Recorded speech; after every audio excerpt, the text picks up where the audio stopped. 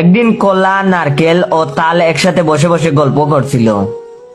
তাদের মাঝে তাল বলল, আজ সবাই আমাদের দুঃখের কথা শুনবো। তারপরে সবাই বলল ঠিক আছে। নারিকেল বলল, তা তাল আগে তোর দুঃখের কথা বল, দেখি তোর কত দুঃখ আছে। তখন তাল বলল, আচ্ছা বলছি, মনোযোগ দিয়ে শুন সবাই। তাল বলল, মানুষের মনে একটুও মায়া দয়া নাই রে।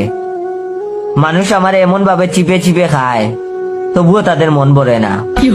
ভাবছি হয়তো আমায় চিপে খাওয়ার পর ফেলে দিবে, না, তবু আমায় কুড়িয়ে কুড়াল দিয়ে কুবিয়ে খেলো। এটা শুনে নারকেল বলল, আর বলিস না, আমায় যে এত দূর থেকে ফেলে দে, আমি গাছ থেকে পড়তেই কোমরের হাড্ডি ভেঙে যায়।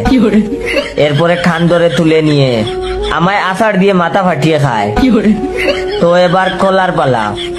তখন কলা বলল, আমার মান সম্মান বলতে কিছু নাই রে ভাই। আমায় যখন খাওয়া শুরু করে, আমার কাপড় হইলা খায়।